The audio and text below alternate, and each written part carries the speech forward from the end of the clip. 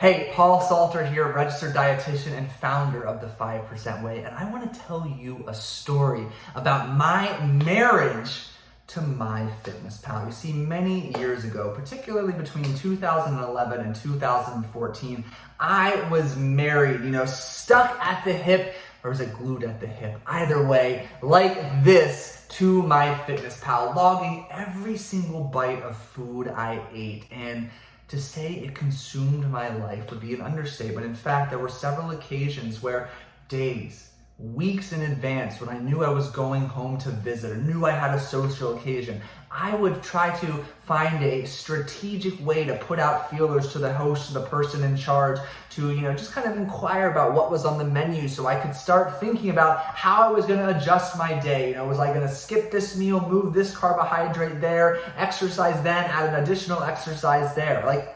Take a step back. How silly, borderline ridiculous does that sound? But you know what I know, and I can say with the utmost confidence at this point, I'm not alone for feeling that way. And if you're watching this video still, I bet you there's a strong element of relatability too. Such a strong element that you can relate to, waking up and, thinking, one of the first thoughts of your day is like, what are you gonna eat? When are you gonna eat during the day? Oh, I just learned of this social occasion or this extracurricular activity. How am I gonna adjust this meal? How do I navigate dining out here? Is there a menu available online? Does MyFitnessPal have their information? And maybe too, you have some relatability that while you're eating one meal, sitting there having your bite of grilled salmon, you're already thinking about your next meal. I wish that there was a way to measure the amount of calorie expenditure I have accumulated the past decade thinking about food, managing my schedule, moving around my commitments and extracurriculars because of when I had to eat, or to create an opportunity that I did in fact have control over when I eat, what I eat, how much I eat, etc. And I'm here to tell you that that number would be so astronomically large, it would probably be incalculable. But the truth is, at this present day and age, I have what many people refer to as the utmost food freedom, because now, unlike before, I walk around with limitless confidence, control, certainty, and inner calm about food decisions. I can walk into your house, my house, that restaurant, or that backyard barbecue, survey the offerings, and quickly build a meal, scouting out my premium proteins, carbs, and fats in under a minute, and appropriately build my plate for portions that are in line with my goals, that are free of restriction, guilt, regret, frustration, or anything negative whatsoever. And that food freedom has saved me, again, an incalculable amount of mental, emotional, and probably even physical energy the last 5, 6, 7 years that I have achieved this food freedom, this new redefined sense of normal eating, if you will. And I want to share a little bit about what food freedom is, what this looks like, and offer some strategies and advice to help you accelerate your path to truly experiencing, and embodying food freedom to the fullest. And the first thing I'll share with you is this. There's an alarming amount, growing at an alarmingly quick rate, of nutrition misinformation out there, whether on Google, Facebook, Instagram, TikTok, Twitter, wherever you hang out on a social media platform. There's a lot of nutrition misinformation, but I want to just share a couple truths with you, to put your mind at ease. These were things I wish I came to terms with much earlier on in my journey that would have saved me a headache or 1,000 or say. And first and foremost is, when it comes to eating your food, and let's say you do have practiced at least some level of portion control, whether it's calorie counting, point counting, macronutrients, this, that, the other is irrelevant. Whether you eat all of your portions at 6 a.m. or 6 p.m. has zero effect on your weight change, weight loss goal, weight maintenance goal, so long as you're hitting your portions. You can eat 90% of your daily portion allotment after 8 p.m.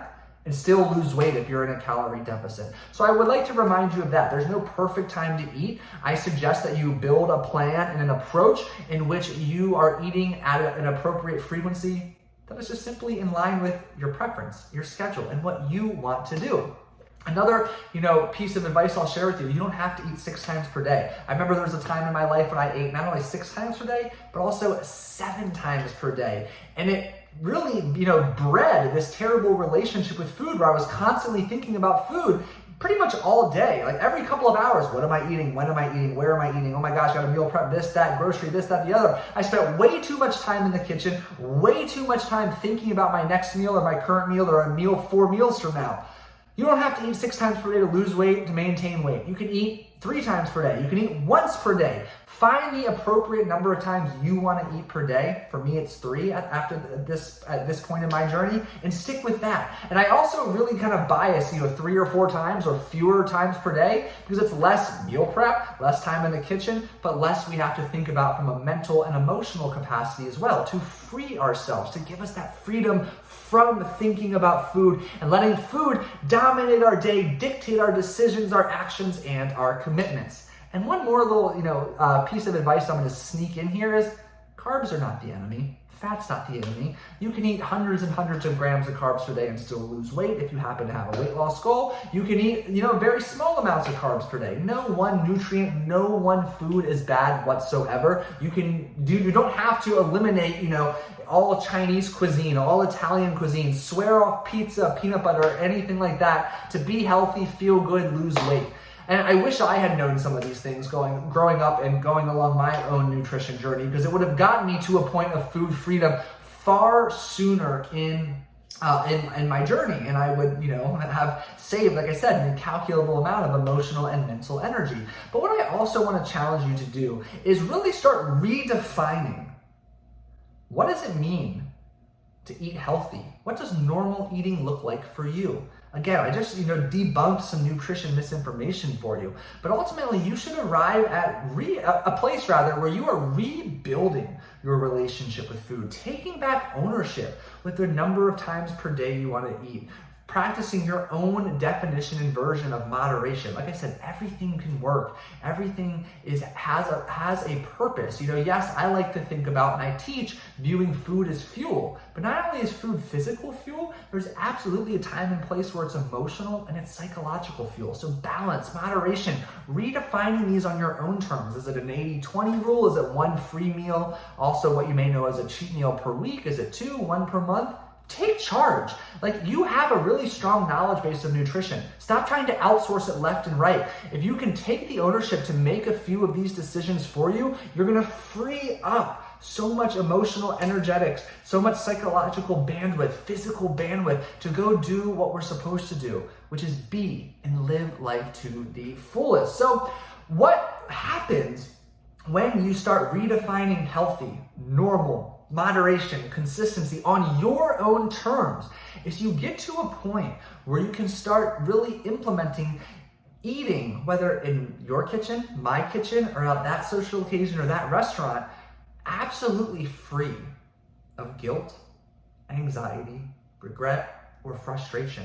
Because you have this knowledge that you've had all along, but you've now applied it through the lens of individualization. You're keeping things simple. You're practicing moderation and flexibility, of course, because those are 2 integral elements to long-term progress or achieving a sustainable pattern or routine of eating. And that puts you in a place to really save so much emotional, psychological energy so you can put that energy to better use. And ultimately, when you start to operate under this new ownership that frees you from some of the previous toxic thoughts and limiting beliefs about food and weight loss, etc., you get to a place where you no longer are best friends with anxiety, guilt, and frustration, like I mentioned. But I did want to address the fact that structure and thinking a little bit about what you're going to eat and navigating, social occasions proactively is still something that will serve you well. Because you look at any aspect of life, financial and wealth management, relationships and marriages, weight loss, weight maintenance, healthy eating, exercise performance. All of those areas, for people who are successful in each respective one, there is an underlying level or degree of structure. So I'm a firm believer that structure is an essential component of your significant sustainable success. And when it comes to, implementing this sense of food freedom, some structure is still very valuable. So what that simply looks like for you is just determining how many times per day you want to eat, possibly determining what a calorie, a portion, or a macronutrient goal looks like for you, and that can be enough structure. You can have inherent flexibility baked in, like I'm going to eat every 3 to 5 hours, and in that time frame when you're hungry or the opportunity presents itself, guess what? You just eat. And then you get back to doing whatever it is you're doing, and then your body is going to be trained over time and adjust quite quickly. Another 3 to 5 hours, you're going to get hungry, you're going to eat, and you're going to indulge intentionally, presently, with the utmost enjoyment, and then you're going to get right back on track. And it's a positive self-perpetuating cycle that repeats itself over and over and again as you work to becoming free from food influencing every decision, action, and behavior you commit to on a daily basis. I wish that upon no one. I know how grueling, draining, and tiring it can be. And I'm hopeful that this video has shown you that A, there's a bunch of nutrition BS that you can let go of in your life. And 2, I want to challenge you to take ownership of redefining what healthy looks like, what normal eating looks like, what portion size or portion control management structure approach looks like for you. And by answering some of those prompts and questions I shared without this video, you're going to be well on your way to achieving food freedom and reaching a place where you can intentionally indulge or intentionally fuel with the best quality food, free of guilt, regret, anxiety, to feel, look, and be your very best. I hope you found this video valuable. If you have any questions about me clarifying some of the action steps or a proven path you can take, a resource you can refer to help you begin to feel and experience food freedom today, just simply drop a note or a question below in the comment section, and I'm happy to follow up with you there. Otherwise, if you found this video helpful, a thumbs up is always greatly appreciated. Thank you so much for watching this video. I can't wait to see you in the next one.